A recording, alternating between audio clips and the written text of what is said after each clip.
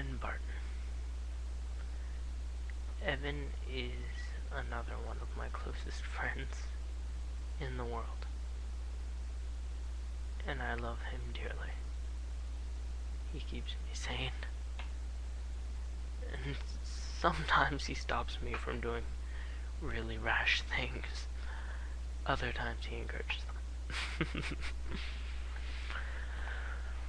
One time, Evan and I ran up to the school, told some random people to stand guard while we lowered the flags, put some underwear on the flagpole, and ran them right back up.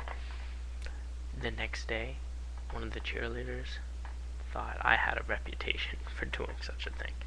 It was, hey, Evan, Zach, why don't you, were those your briefs of the flagpole? I don't know what you're talking about. She's like, alright, well, I have something for you. And she just pulls out like 3 pairs of underwear and hands them to me and Evan. We kind of exchange glances and shove them in his backpack. Later we stapled them onto my pair and let them wave in the wind proudly. Then Evan does that sort of thing with me, and he keeps on me to do my homework and lets me keep on him to do his. He reminds me about what makes a true gentleman, because that's what Evan is. He's gentle. Not to say he's never plotted to kill someone with me, something easily just as crazy, but he's a beautiful soul, and for years and years he was always my Christian friend who would tell me or talk to me about religious things when I asked, but then not be pushy. As soon as the subject stopped, he'd stop. He was never a pushy Christian.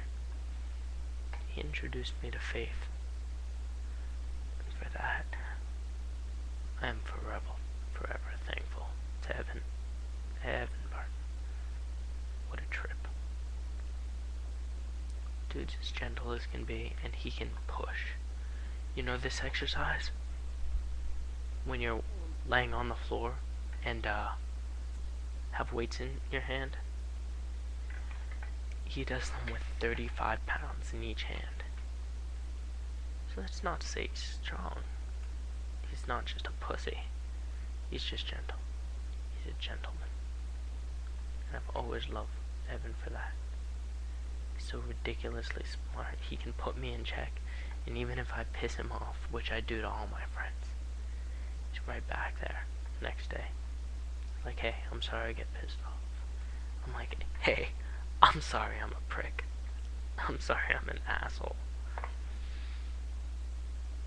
And he's never kept a grudge against anyone I've ever met, no matter what the offense. He's taught me to look for the why someone does something, not just react to what they do. And he teaches me about being observant. When I walk into a room, I check all the exits because I'm slightly paranoid. I know every way to exit a room after I've been there for about a minute, even the way unorthodox ones. Evan walks into a room and doesn't only see that, he sees everything. I could walk him into the room, turn him around for about 30 seconds, blindfold him, and ask him the details of the room, and he would know. He taught me about Sherlock Holmes and why that's not impossible.